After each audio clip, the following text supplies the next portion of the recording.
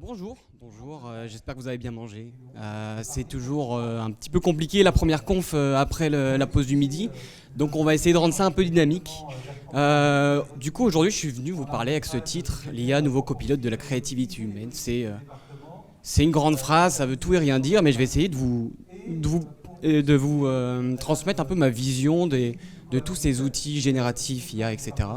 Parce qu'on vit quand même dans un monde, on vit une époque, une ère qui est à la fois fascinante, le développement de ces IA, etc., mais qui peut être aussi très effrayante.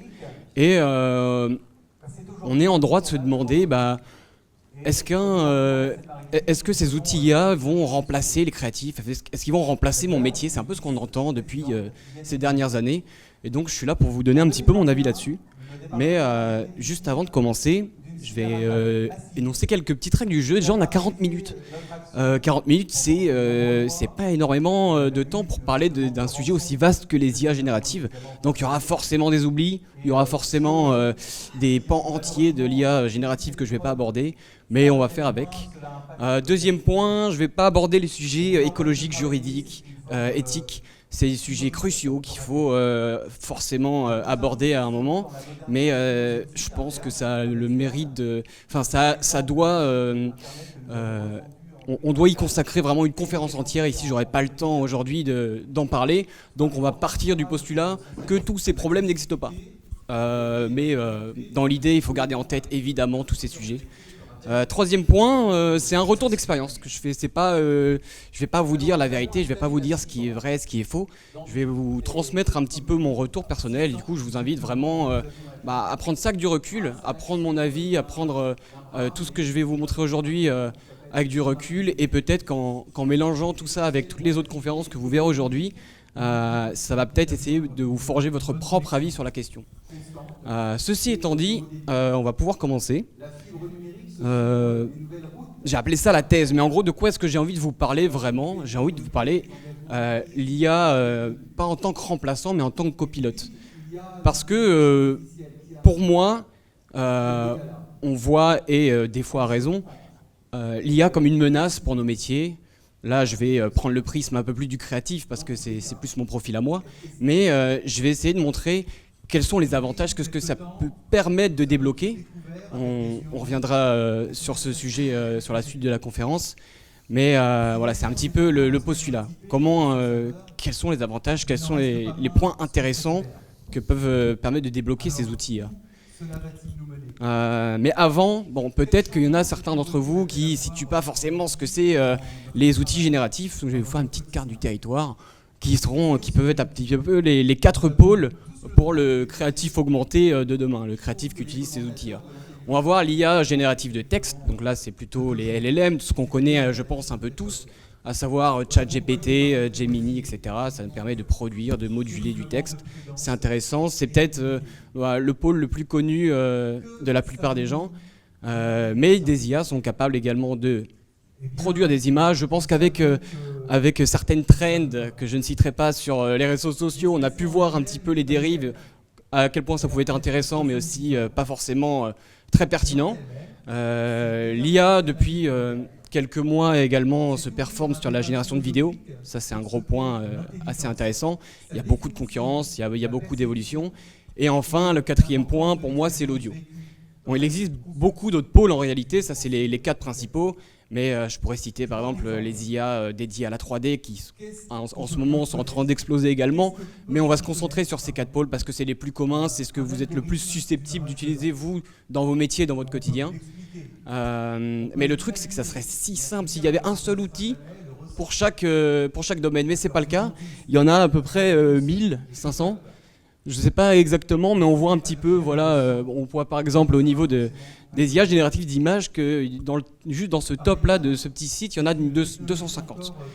Donc c'est un peu compliqué de se dire, mais c'est quoi le meilleur outil, qu'est-ce que tu me recommandes?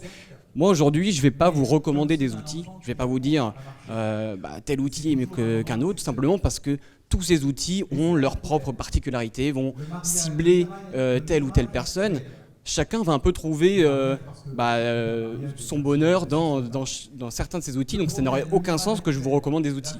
c'est un peu trop subjectif et il faut prendre en compte qu'il y en a des dizaines qui émergent tous les mois, voire plus, et que tous ces outils évoluent, font des mises à jour. Donc c'est très compliqué à l'heure actuelle de se dire, bon, quel outil est mieux qu'un autre outil pour faire une telle mission. C'est presque mission impossible. Donc moi, je vais plutôt vous emmener sur la piste de comment collaborer globalement avec tous ces outils IA, comment est-ce que je peux intégrer ça dans mon propre profil créatif ou mon propre profil, mon workflow d'entreprise. Par contre, ce que je peux peut-être vous présenter, c'est un petit peu, c'est quoi l'évolution la plus récente? Qu'est-ce qu'on est on est en train de tendre vers quoi? Parce que oui, on sait générer des images, on sait générer du texte. Là, récemment, par exemple, donc ça date d'à peine un mois, ces mises à jour-là, on a Nano Banana Pro, donc l'IA d'image de chez Google, qui a intégré la fonction résonante à son IA. Donc ça, c'est peut-être ça parle à certains, c'est quelque chose qu'on retrouve déjà dans les LLM, c'est la capacité à comprendre le contexte avant d'agir. Là, en l'occurrence, sur la grande majorité des outils IA génératifs d'images, de vidéos, etc., l'outil, il vient lire la prompt qu'on lui donne en entrée et il exécute. Il ne fait pas vraiment le preuve de réflexion. Et ça pouvait donner des résultats un petit peu compliqués. Ça pouvait forcer forcément l'utilisateur à itérer de nombreuses fois avant d'avoir le résultat souhaité. Et là, grâce au système résonance, c'est une IA qui vient prendre la prompt, essayer de comprendre qu'est-ce qu'il veut en fait cet utilisateur. Comment est-ce que je peux répondre au mieux à son besoin? Donc avant de générer une image, avant de se lancer dans la création, il vient se poser un tas de questions, il vient analyser le contexte, il vient essayer de comprendre la demande, peut-être comprendre la physique des objets qui sont mis en place. Et c'est un petit peu c'est la prochaine évolution qui nous permet d'avoir beaucoup moins d'hallucinations, qui nous permet d'être beaucoup plus vite sur le résultat attendu.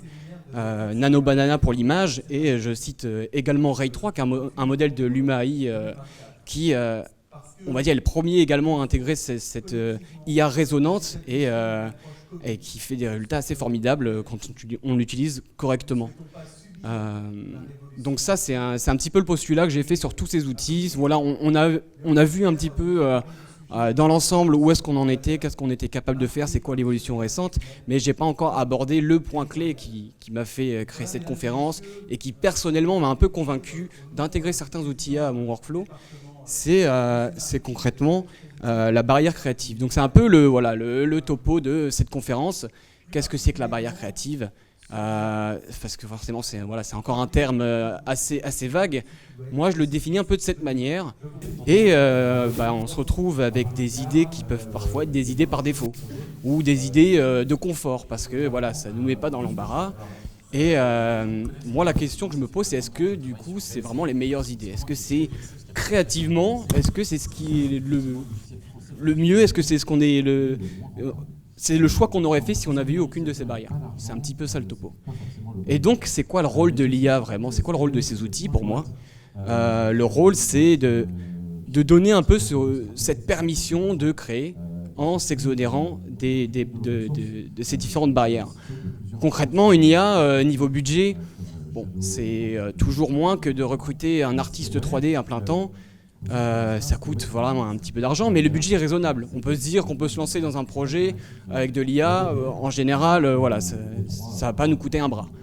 D'un point de vue du temps, l'IA est capable de créer concrètement beaucoup plus vite qu'un humain, surtout quand on lui demande de créer des choses diverses et variées, d'étendre la créativité, de faire des recherches simultanées, etc. L'IA peut un peu nous dire, au pire, je teste le projet. Avec l'IA, ça va me prendre une demi-journée. C'est pas la mort. Dans ma deadline, c'est respecté. Le blocage technique, pareil, là, pas besoin d'être artiste 3D pour se lancer dans un projet de prototype d'une montre connectée, par exemple.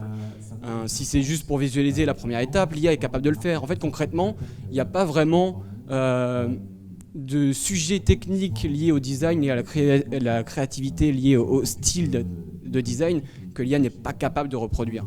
Donc on peut se dire que la barrière technique, grâce à l'IA, potentiellement, je peux aussi la mettre de côté. Si j'ai envie de partir sur de la 3D, j'y vais. Et tout ça, ça fait que on s'enlève ces 3 barrières-là et du coup on n'a plus forcément la même peur parce que on n'a plus cette appréhension de se lancer dans le nouveau parce que pourquoi pas essayer, ça va pas me prendre tant de temps, ça va pas me coûter tant d'argent et techniquement voilà, c'est pas moi qui ai besoin de ces compétences. Donc ça c'est un petit peu voilà comment moi je vois la réponse de ces outils-là au blocage créatif. Dans un sens, pour moi ça permet vraiment de débrider la créativité humaine. C'est un grand mot encore une fois, mais ça nous permet de ne pas mettre de côté des idées qui peuvent être des super idées juste par rapport à des blocages que l'IA peut potentiellement régler, quoi. Bon, avant de finir cette première petite partie, je voulais qu'on revienne sur le terme de prompt. C'est un terme qu'on entend beaucoup. C'est pour ceux qui ne voient pas vraiment ce que c'est le prompt. C'est cette petite phrase qu'on vient donner dans les blocs d'entrée aux IA génératives qui vont lui permettre voilà, de comprendre le besoin, la demande de l'utilisateur. Le prompt, on le voit en général, on le voit très souvent comme quelque chose d'un peu technique. On a même des termes prompt engineering. On va parler voilà, de mots-clés. Alors évidemment, c'est quelque chose de technique. C'est quelque chose, voilà, il faut savoir parler à une IA, c'est une réalité. Mais moi, j'aimerais bien vous emmener vers peut-être une autre vision du prompting, une vision un peu plus voilà, créative. Qu'est-ce que c'est qu'en fait cette étape du prompting ? Pourquoi j'ai appelé ça le prompt miroir finalement ? Parce que pour moi, le prompting, c'est un peu une opportunité, c'est un peu un défi pour le créatif de sortir son idée de sa tête et l'expliquer clairement. Est-ce que moi, mon idée, je suis capable de mettre les bons mots dessus ? Est-ce que je suis capable voilà, de... Comment expliquer ça de manière claire ? En fait, l'IA, c'est ce qu'elle demande. Parce que si on ne l'explique pas clairement, si là, par exemple, j'ai pris un exemple vraiment grossier pour le coup, hein. Personne ne prompte comme ça, j'espère. Fais-moi un beau logo. Voilà, bon, bah, il m'a fait un beau logo de Elysiane avec un oiseau bleu et vert. Bah c'est bien, mais c'est pas du tout ce que j'avais en tête, quoi. Moi, je voulais faire un logo pour Normandie AI, mais en fait, bah, je lui ai pas précisé, donc il est pas dans ma tête, il va pas être en capacité de me produire ce que j'avais en tête. Donc évidemment, basiquement, je vais lui dire, je voulais un logo plutôt, un logo typo, un logo avec les couleurs de la direction artistique Normandie AI. Je peux même lui mettre une petite image pour qu'il ait en référence, je voudrais que ça soit de la 3D. Et là, il commence à me produire un résultat qui est un peu plus proche de ce que j'avais en tête. Et en itérant, on arrive à quelque chose qui peut être assez intéressant.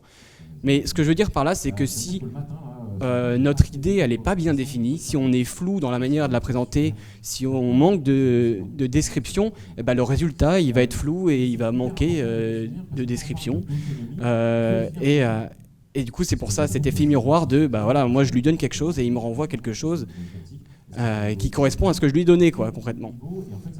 Pourquoi je vous parle de ça ? Parce que pour moi, ce défi, cette étape du prompting, elle peut permettre au créatif de bien mettre son idée au clair.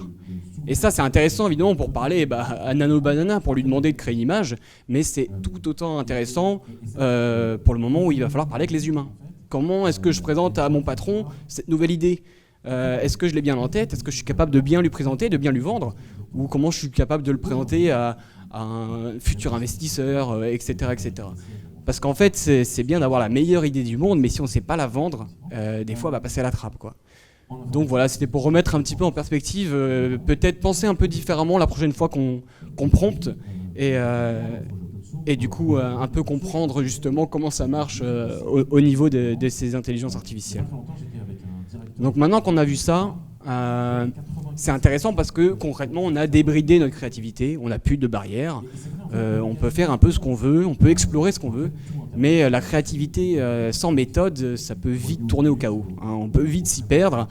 Donc moi je vous présente un cycle, je vous présente un peu voilà, une méthode de travail, c'est comme je le dirai un peu plus tard, mais il n'y a pas de méthode unique, mais on va voir également à travers ce petit schéma où est-ce qu'on positionne l'IA, où est-ce qu'on positionne et on garde l'humain, et pourquoi, pour moi, ça ne peut pas la remplacer.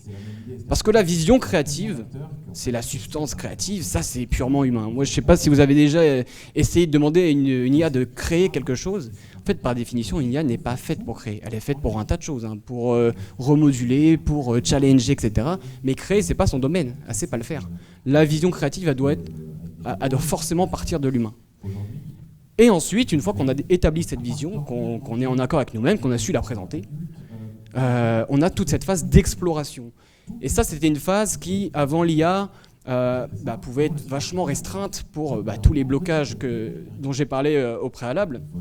Et là, cette phase d'exploration, on va pouvoir se dire, bon, grâce aux outils IA, je vais explorer cette piste, puis une autre piste en simultané, et peut-être explorer telle et telle idée. Et ensuite, notre rôle, c'est de marcher en collaboration avec cette IA. C'est de se dire, et là c'est la troisième étape du pilotage, c'est comment est-ce que je guide cette IA, parce qu'en fait, elle toute seule, elle va me proposer plein d'idées, et puis pour elle, toutes les idées sont les meilleures idées. Mais c'est souvent pas le cas. Le rôle du pilotage, donc là on vient travailler en itération, donc entre le pilotage et l'exploration, un retour, on joue un peu ce chef d'orchestre qui va piloter les outils et affiner un à un les résultats, dire tel design j'aime bien, mais essaye peut-être de modifier le style, essaye de modifier la composition. On vient travailler les idées, on vient travailler l'exploration, et c'est là où elle est forte parce que ça, elle le fait beaucoup plus rapidement que nous. Et une fois qu'on a fini un peu cette étape d'exploration, qu'on est arrivé, on a testé les idées, on arrive à notre idée finale, on sort un produit, mais c'est pas un produit fini. On sort, l'IA jamais elle ne nous sortira un produit qui est fini, qui est vendable, qui est qualitatif. Elle nous sortira plutôt le résultat brut. Et c'est là qu'intervient la dernière étape, qui est encore une fois une étape humaine. J'ai appelé ça la sublimation. Concrètement, qu'est-ce que ça veut dire ?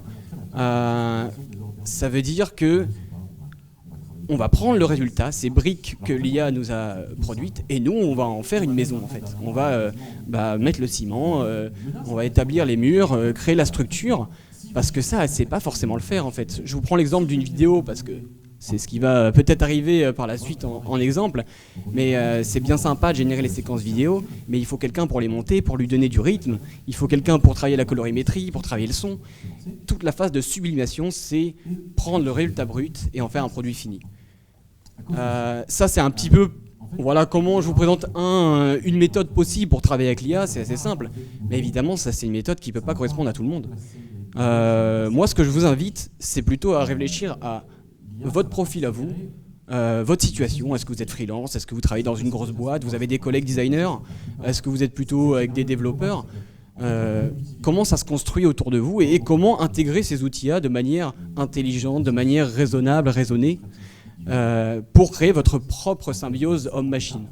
Parce que là, dans ce cas-là, si je prends l'exemple d'une multinationale où il y a 15 designers dans la boîte, est-ce que c'est intéressant d'utiliser une IA générative d'images? Est-ce qu'on n'est pas assez, est-ce qu'on n'a pas assez de moyens, assez de budget pour faire ça nous-mêmes et faire ça de manière plus qualitative?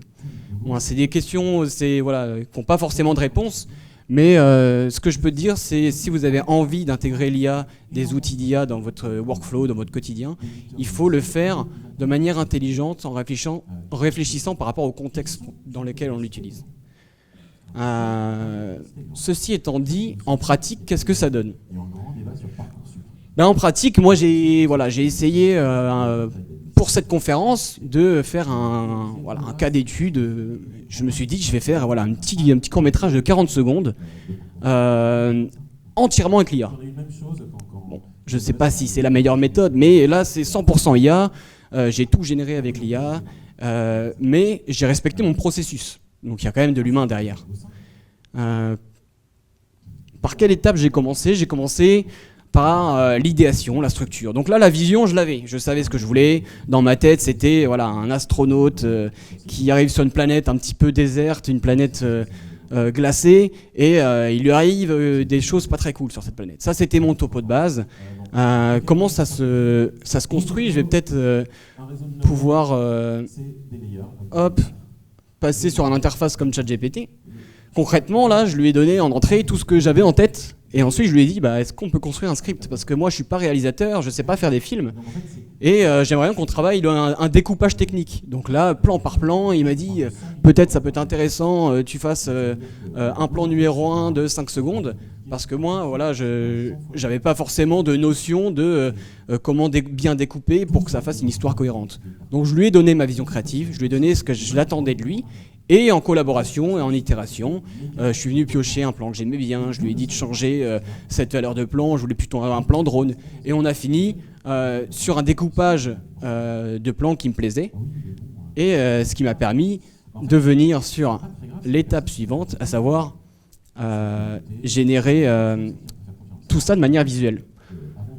Mais avant de générer le visuel, moi je suis parti du principe que voilà, j'ai envie de faire ça un peu bien. Il n'y a pas un outil qui me permettrait d'étendre un petit peu mon univers créatif. J'ai eu des idées, mais comment je peux l'étendre? Il y a un outil qui s'appelle le mode Canva, qu'on peut retrouver pour ceux à qui ça parle dans ChatGPT, dans Gemini, etc., qui nous permet un peu de construire comme un Google Doc connecté avec un LLM. Et avec ça, moi je lui ai dit, bah voilà, on va essayer de brainstormer sur mon univers, le nom de la planète, d'où ça vient, créer en vrai beaucoup de contexte pour qu'on ait une consistance derrière sur le petit court-métrage, pour qu'on puisse avoir, on va dire, une sorte de cohérence dans tout l'univers et que ça vienne servir le scénario. Donc ça, c'est aussi voilà, un des cas d'usage intéressants, c'est brainstormer, développer, etc. L'IA le fait très bien et faut pas forcément s'en priver. Derrière, du coup, je me suis lancé dans la création des images et j'ai commencé par l'astronaute. Pourquoi j'ai commencé par l'astronaute? Parce que c'est un personnage qui va être récurrent entre mes différents plans. Et donc, pour qu'il soit récurrent, pour qu'il soit cohérent, je lui ai demandé de me générer voilà, un astronaute orange, une super combi, etc. J'en ai validé une, et derrière, ça va me permettre de lui donner en entrée, quand je vais venir créer les images, c'est une fonction que beaucoup d'IA ont actuellement, et lui dire ça, c'est mon personnage. C'est-à-dire que quand je viens créer une image, il faut que ça soit ce personnage-là. Parce que si c'est un astronaute différent entre mes différents plans, ça va être compliqué, ça va manquer de logique. Et donc, commencer par ça, je crée mon personnage, et maintenant, quand je crée une image avec l'IA, il me crée une image avec cet astronaute et ce design. J'ai fait la même chose pour créer un peu l'univers graphique, la colorimétrie, l'ambiance que j'avais envie de donner, et voilà, je lui ai créé des images pour donner du contexte. Ce contexte, je vais également le donner par la suite à Midjourney dans ce cas-là, pour lui dire, voilà, quand tu vas créer mon plan numéro 1, il y a mon personnage, mais il y a aussi mes décors, il y a aussi mon ambiance. Et il faudra, comme ça, du plan 1, du plan 2, le plan 3, le plan 4, on va retrouver la même ambiance et le même personnage. C'est ce qui va créer la consistance graphique et qui va nous permettre vraiment d'avoir quelque chose d'homogène et de cohérent. Pour créer les images, voilà, petit tips, mais je trouve que ça marche toujours mieux. Mais le prompting sur ce genre d'outil peut être un petit peu compliqué, c'est un peu différent de ChatGPT. Et donc je me suis dit, mais qui est-ce qui peut savoir mieux que moi parler à une IA? Son collègue IA, ChatGPT ou Gemini. Et en fait, en venant lui demander des prompts optimisés pour Midjourney, eh bien là, il vient me créer vraiment le prompt de mon plan numéro 1 avec les bons termes, avec les bons trigger words pour Midjourney. Et si on utilise une autre IA, eh bien lui il va être en capacité de trouver la bonne tournure de phrase pour ce système d'IA précisément. Et donc en faisant ça, je me suis créé mes différentes images. Et si on retourne sur la conf, c'est ce que j'avais un petit peu voilà, en haut à gauche. Je me suis fait mon storyboard en fait. Je me suis dit, bon voilà, mon astronaute il arrive, hop, il pose le pied, machin, etc. Un gros plan sur lui. J'ai créé mes différents plans en storyboarding. À partir de ça, je me suis dit, bon on va passer à la vidéo. Donc on passe à la vidéo. Comment est-ce que j'anime tout ça? L'IA générative de vidéo, c'est peut-être la partie la plus compliquée parce que c'est la partie la plus récente, c'est la partie la moins aboutie, on va dire. Et donc, il faut faire preuve un petit peu voilà, de stratégie, de petits mécanismes à prendre en compte. Moi, je me suis dit, bon voilà, j'ai utilisé Kling.ai et Ray 3 de chez Luma pour ceux à qui ça parle, parce que c'est les moins chers, parce que c'est les plus accessibles. En France, des fois, il faut utiliser des VPN pour avoir accès à différents outils. Donc ceux-là sont totalement accessibles depuis chez nous, et ils marchent plutôt bien. Ray 3, on l'a vu tout à l'heure, avec l'IA résonante, c'est plutôt cool. Ma stratégie, je fais beaucoup d'alt-tab en ce moment, hop, on revient ici. Alors voilà comment ça se présente, un outil comme Luma AI, et là je vois, il me demande une start frame et une end frame. Donc je me dis, bon ok, il faut que, du coup je lui génère la première image de ma séquence, que je vienne lui générer la dernière image de ma séquence, et ensuite il fera la transition. bah, il fera la transition, mais il faut aussi lui expliquer comment faire la transition. Et donc là, on vient retrouver le prompting qu'on peut optimiser avec ChatGPT. Et de cette manière, bah, j'ai repris mon plan, je me suis dit, ok, alors mon plan numéro 1, il commence comme ça, il va venir comme ça. Je vais faire un prompt pour décrire la transition. Et de cette manière, je viens construire mes séquences une à une. Bon, évidemment, ça marche pas toujours très bien. Là, dans ce cas ici, c'était simple. C'était mon astronaute vient du fond, il se rapproche, il y a un travelling vers l'arrière. Mais quand on commence à rentrer dans des séquences un peu plus techniques, etc., il va falloir souvent beaucoup plus d'itérations pour arriver à un résultat convaincant. Et 10 itérations, 10 crédits, 10 un peu plus d'argent. Mais bon, ça, avec l'évolution des IA, je m'en fais pas. Dans quelques années, ça sera presque en un clic. Donc ça, c'est à peu près comment moi j'ai abordé la chose, parce que je m'étais mis au défi de faire ça 100% IA, quoi. Donc avec des images IA en entrée que j'ai générées et des vidéos en sortie full IA. Mais est-ce que concrètement, il n'y a pas d'autres méthodes? Il y a une autre méthode, il y a même 2 autres méthodes qui peuvent être intéressantes et qui pour moi sont la bonne manière d'aborder ces IA génératives vidéo. C'est de commencer par de la prise de vue réelle.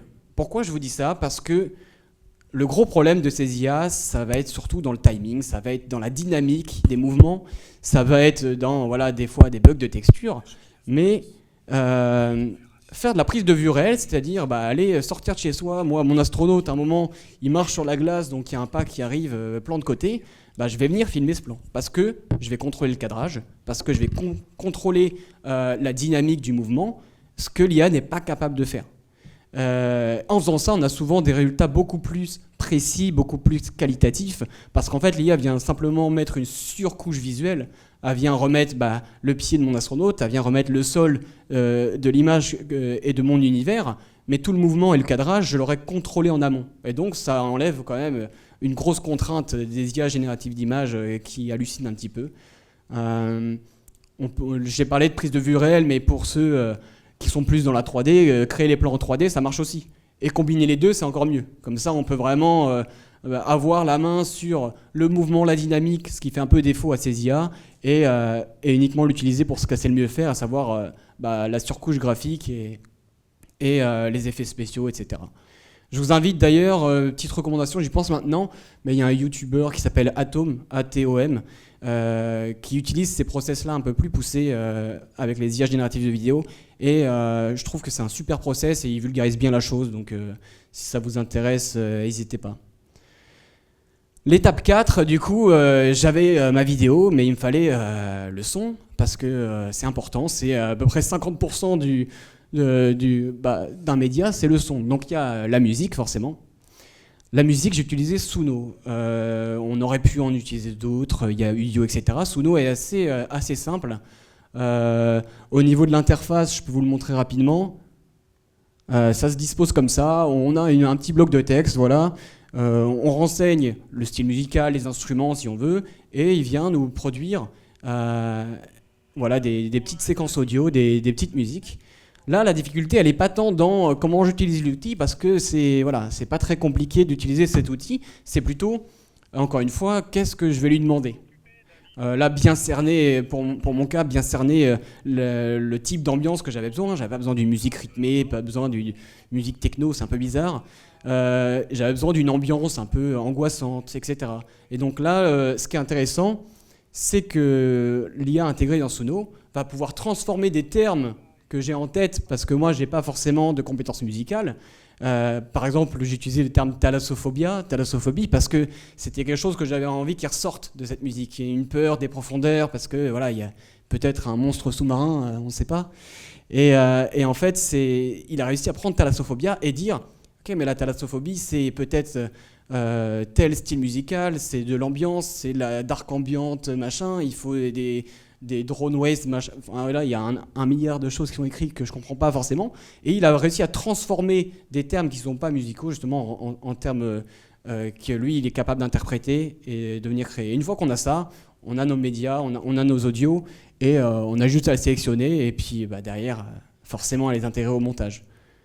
Mais une fois qu'on a, du coup, la musique, Alors, on n'a pas encore tout, il nous manque pour moi un truc assez primordial qui est le sound design. Parce que là, en fait, j'ai généré des vidéos, mais j'ai pas le bruit des pages, j'ai pas le bruit du blizzard, j'ai pas le bruit de la glace qui se craque, etc. Ça, c'est des choses qu'il va falloir venir recréer. Concrètement, le process professionnel, c'est d'avoir un studio entier où, avec beaucoup de matériel, les gens viennent rejouer les sons de manière synchronisée, etc. Bon, on n'a pas ce budget, on n'a pas ça à notre disposition pour ce projet.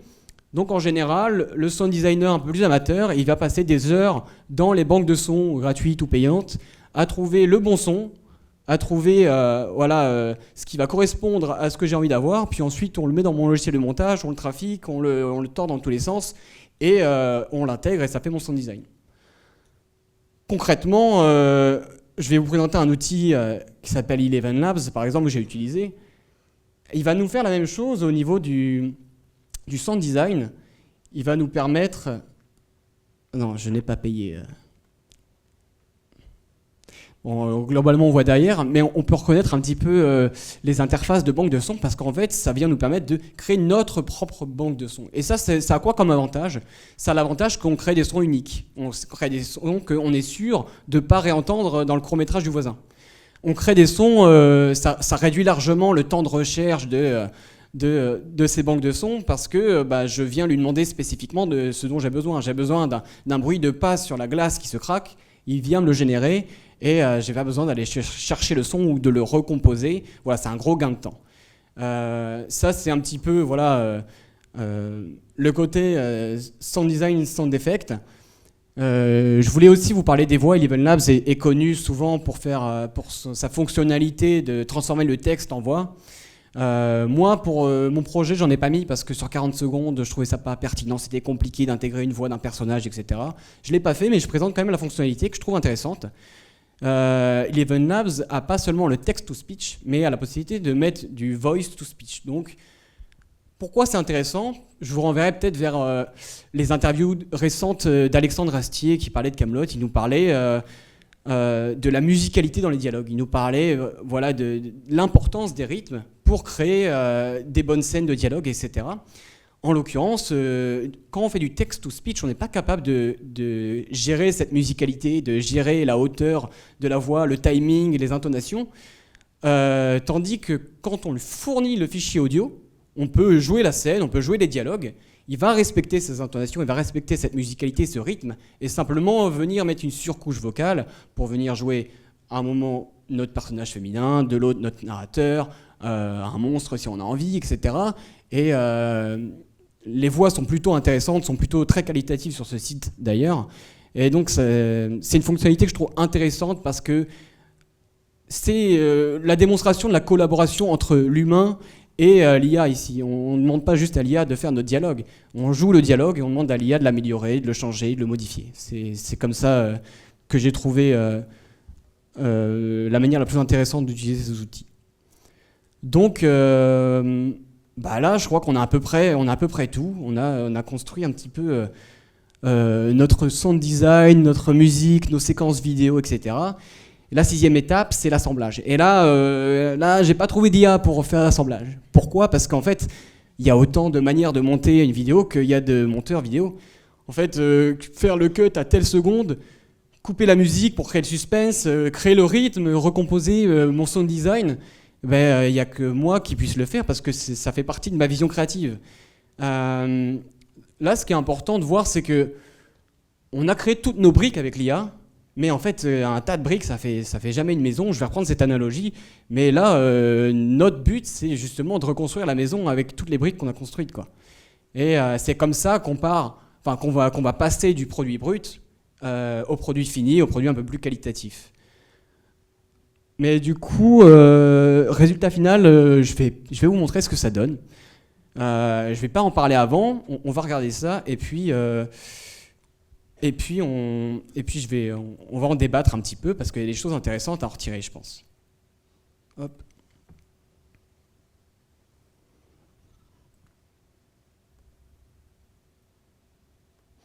Alors, est-ce qu'il y a du son, par contre? S'il n'y a pas de son, toute la phase son design tombe à l'eau, là. Tac. il n'y aura pas de son. Mais imaginez, il y a une musique, de l'ambiance, voilà.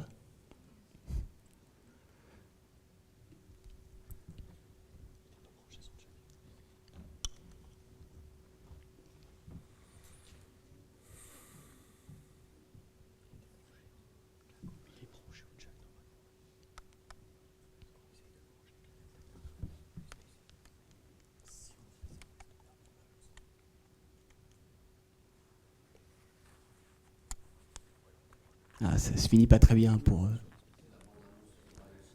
Exactement. J'ai pas eu le budget d'aller plus loin.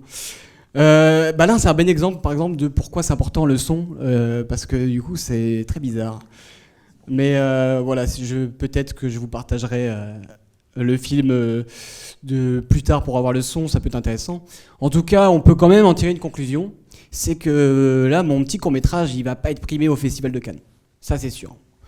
Pourquoi ? Peut-être parce que j'ai pas utilisé la bonne méthode au moment de générer la vidéo. Je me suis dit, bon, je vais faire ça full IA, on va voir ce que ça donne. Peut-être que j'ai pas su bien assembler la chose. Il y a beaucoup d'hypothèses. Dans tous les cas, moi, ce que j'ai envie de vous dire, c'est que je suis quand même allé au bout de mon idée créative, quoi. C'est-à-dire que j'avais mon idée en tête.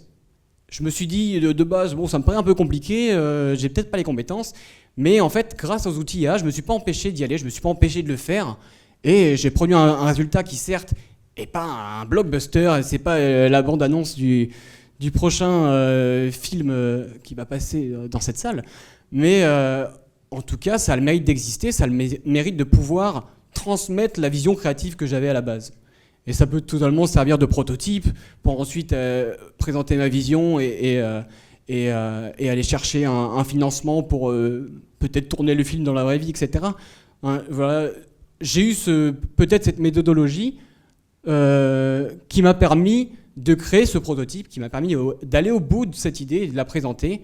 Et c'est peut-être le point que je trouve le plus intéressant à retenir là-dedans, au-delà de est-ce que ma vidéo elle est intéressante, est-ce qu'elle ne l'est pas. Je pense qu'il y a des gens plus compétents que moi qui auraient fait une meilleure vidéo, il y a des gens moins compétents qui en auront fait une moins bonne. Là, ça a été réalisé pour info en environ 2 jours, par exemple. Mais est-ce que si j'y avais passé un mois entier avec les mêmes outils, j'aurais pas eu un résultat bien meilleur ? C'est presque certain. Mais voilà dans l'idée un petit peu la finalité de ce processus et de ce qu'on peut en tirer. Et du coup, hop, je reprends la presse. L'idée, c'est avant de finir la présentation, peut-être une dernière règle d'or que j'ai envie de donner et un peu une morale, une finalité à cette conférence, à ce dont je vous ai parlé. Pour moi, on ne peut pas piloter sans savoir lire le tableau de bord. Bon, encore une phrase qu'on ne comprend pas trop, mais globalement, ça veut dire quoi ? Ça veut dire que, est-ce qu'en tant que designer, est-ce qu'en tant que créatif, les heures que j'ai mis dans les logiciels Photoshop, After Effects, etc., les heures que j'ai appris à comprendre les paramètres de ma caméra, est-ce que c'est inutile ? Pas du tout, parce qu'en fait, quand on n'a pas cette substance créative, quand on n'a pas cette connaissance théorique, on n'est pas capable de bien guider l'IA dans ce processus d'exploration. Moi, je suis persuadé qu'actuellement, on prend 2 personnes. On prend une personne qui a des études, qui a beaucoup de connaissances créatives, qui connaît les logiciels, qui connaît ce que ça veut dire qu'une valeur de Planck, que de la colorimétrie. On prend une personne lambda qui n'a aucune de ces compétences. On leur donne la même intelligence artificielle, le même but, on aura une énorme différence. J'en suis persuadé parce que c'est la manière de guider l'IA, la manière de jouer le chef de projet, le chef d'orchestre de ces outils, ça va dépendre aussi de vos compétences personnelles. Donc ça ne devient pas obsolète d'apprendre à faire du design, ça devient même nécessaire. C'est simplement qu'on vient un peu, pour moi, déplacer le curseur de compétences des designers. On passe un petit peu de l'ère de l'expertise technique à l'expertise de la vision créative. On est un peu sur cette transition, doucement, on est au début. Il y a toujours besoin de ces compétences techniques, il y en aura très certainement toujours besoin, mais voilà, peut-être qu'il y a ce décalage. C'est une idée en tout cas que je me fais de curseur de compétences, de comprendre plutôt comment guider les IA vers la bonne voie en tout cas. Donc voilà, c'était à peu près ma conclusion. Je vous remercie de m'avoir écouté et puis je pense qu'on va pouvoir passer, si vous avez des petites questions, avec plaisir. Merci Antoine. Effectivement, c'est le moment des questions-réponses. S'il y a des questions dans l'Assemblée, nous avons des réponses sur scène. Par ici. Et promis, on essaye d'avoir du son pour remontrer le film avant que tout le monde s'en aille. Le son, il est mieux. Merci, super intéressant. Et moi, je me demande comment tu utilises l'IA pour avoir des idées que tu n'avais pas à la base, pour aller chercher des univers, des scénarios, au-delà de la production d'une vidéo, etc. Élargir ton champ de réflexion au début. Ouais, carrément. Je l'ai pas forcément présenté, mais en fait, quand je suis arrivé avec mon idée. Moi, j'avais une idée assez vague, en fait. C'était vraiment cet astronaute qui arrive sur la planète. Mais derrière, j'ai fonctionné avec lui un petit peu comme si c'était mon partenaire de brainstorming. Je lui dis, qu'est-ce que tu penses d'une idée comme ça Et je lui propose, moi, systématiquement, est-ce que tu as d'autres pistes d'exploration par rapport à ça? Je ne lui demande pas de créer quelque chose. Je lui demande un peu son avis, quand même, et qu'il me dise, mais peut-être que dans cette direction, c'est intéressant, etc. Et de fil en aiguille, il y a peut-être un truc que moi j'avais pas tilté, je me dis ça c'est intéressant ça. Il m'a filé 50 idées qui sont pas top, mais celle-ci par contre elle me parle carrément, elle match avec ma vision créative, avec ce que j'avais en tête. Et du coup ça permet vraiment je trouve quand on itère avec ces intelligences, avec ces LLM là en l'occurrence, on est capable d'étendre la vision qu'on avait de base. Elle reste initialement la nôtre, mais ça nous permet de vraiment l'étendre, de l'amener vers peut-être des endroits qu'on n'aurait pas imaginés, justement parce qu'elle est capable de penser à tout en même temps, de penser à un milliard de choses que moi j'aurais pas eu comme idée de base. Et ouais, c'est plutôt de cette manière, en fonctionnant en itération, en collaboration, en brainstorming, en lui demandant, parce que des fois c'est important, mais tu peux lui demander de te challenger sur l'idée. Tu veux dire, trouve-moi tous les points négatifs de ce scénario. Qu'est-ce qui pourrait faire quels sont les freins à mon scénario? Et là, lui, il va être capable quand tu lui tournes la question de cette manière, il va être capable de dire, ça, c'est peut-être pas top parce que peut-être moi, j'y avais pas pensé, mais justement, quand tu vas générer la vidéo, attention, ça peut être compliqué, etc. Parce que lui, il a aussi la connaissance technique des outils actuels, etc. Il peut aussi me challenger, me recadrer des fois sur mes idées.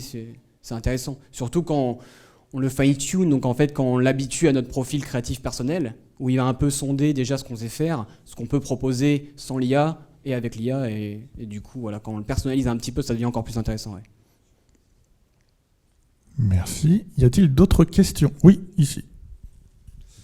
Merci pour le micro. Bravo pour la présentation, c'est très propre comme démarche. J'avais deux choses, éventuellement une à dire pour la création de vidéos et de musique, et aussi une question qui est plus d'actualité. La première, c'est pour toutes les personnes qui souhaitent en fait essayer de générer ce genre de vidéos chez eux en rentrant. C'est aussi peut-être, je sais pas si tu le fais en fait dans ton processus, c'est d'intégrer des unités de mesure. Notamment pour la musique, par exemple, si tu veux faire un orchestre en do, ça aura peut-être plus d'impact que de le faire en sol. Ouais, et pareil dans les angles de caméra, de directement mettre des unités de mesure, et du coup ça permet d'avoir un résultat bien plus pertinent en fait dans votre réalisation. Et la dernière, c'est quel est ton point de vue en fait sur la polémique de la vidéo publicité de McDo? Ah oui. Moi j'ai un avis, c'est un avis, mais je pense qu'on le partage tous. Moi je trouve qu'il y a des entreprises qui devraient peut-être pas aller jouer le jeu de l'IA générative, quoi. Parce que c'est des multinationales, parce qu'ils ont énormément de budget. Moi je pense que clairement, actuellement, en tout cas pour le moment, quand on a budget limité, temps illimité et à sa disposition les meilleures ressources techniques, pourquoi utiliser l'IA en fait? Et McDo, concrètement, je pense qu'ils n'étaient pas serrés au niveau du budget, quoi. Donc,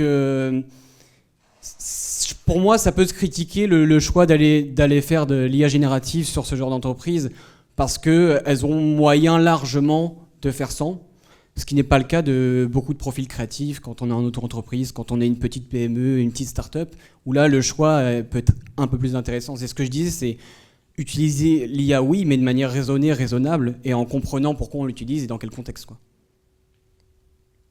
Merci. Oui, là-bas.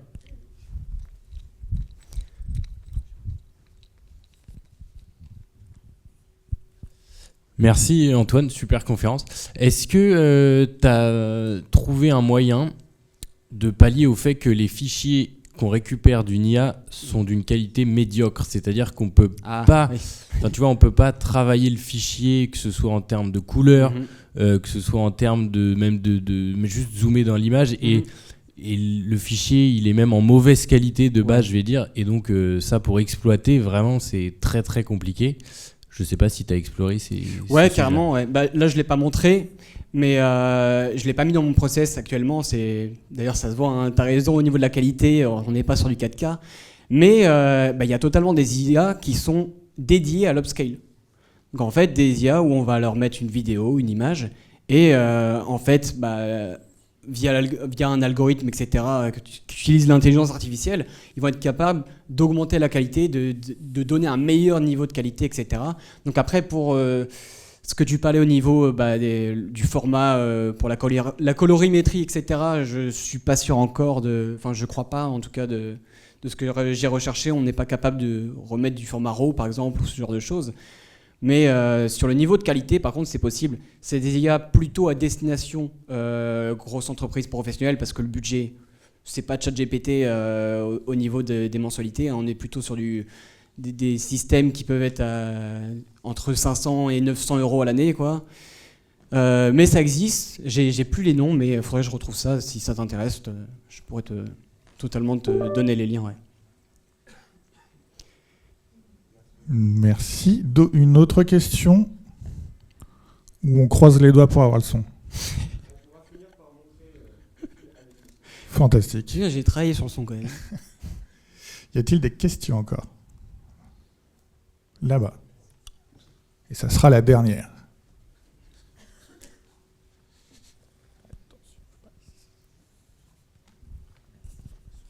Merci beaucoup pour la conférence, c'était très intéressant. Moi j'avais une question, c'était principalement concernant la cohérence et la consistance entre des éléments créés par IA. Ouais. Comment tu fais ? Parce que tu as parlé par exemple de cet astronaute que tu as généré avec une IA. Par exemple, on fait de la vidéo, il y a des plans à 360, tu n'as pas modélisé les vues à 360 ? Ouais. En fait, pour ça, je l'ai pas montré, mais une fois que le modèle d'astronaute qui m'a généré, je l'ai trouvé intéressant, je l'ai validé. En fait, la première chose que j'ai fait, je lui ai demandé, génère-le-moi de dos, de côté, de dessus, pour qu'en fait, je puisse l'avoir un peu en 360, comme si je créais une typose en 3D de mon personnage. Et comme ça, quand je sais que dans mon plan 5, l'astronaute, il est de dos, je vais lui mettre l'image d'astronaute qui est de dos. Et si je vois qu'il est de dessus, je vais lui mettre l'image de l'astronaute qui est de dessus. Sur Midjourney, on n'est pas encore capable, en tout cas, de lui donner, par exemple, les 5 images de l'astronaute en même temps et que lui, il puisse venir piocher. Mais on peut en sélectionner une. Et donc, le mieux, c'est que, comme au préalable, on sait un petit peu dans quelle position va être l'astronaute, c'est venir sélectionner la photo de l'astronaute qui se rapproche le plus de la scène en question, quoi. Donc, c'est comme ça que j'ai fonctionné, ouais. Et alors, question un peu plus poussée, si tu as 2 personnages, ouais.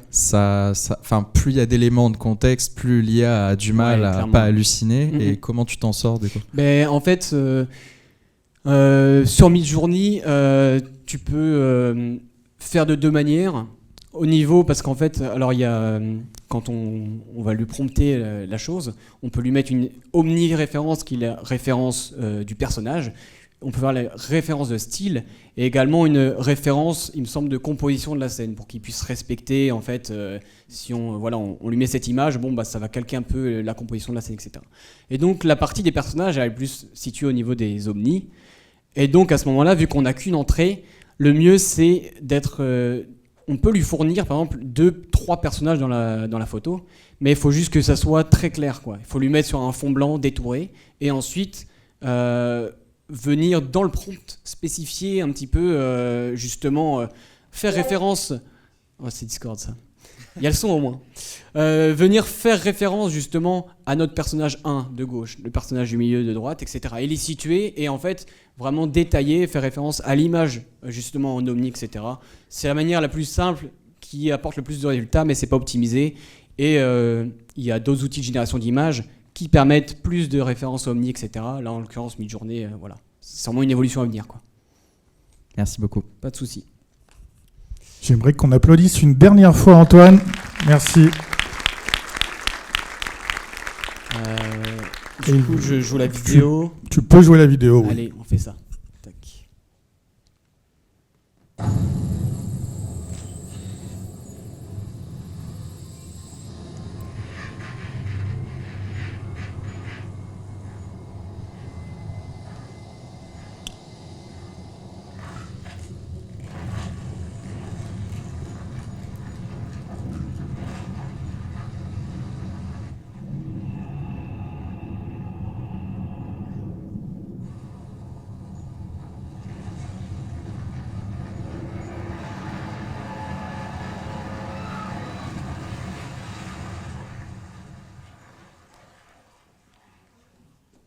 Voilà, c'est un peu mieux que le son. C'est beaucoup mieux avec le son.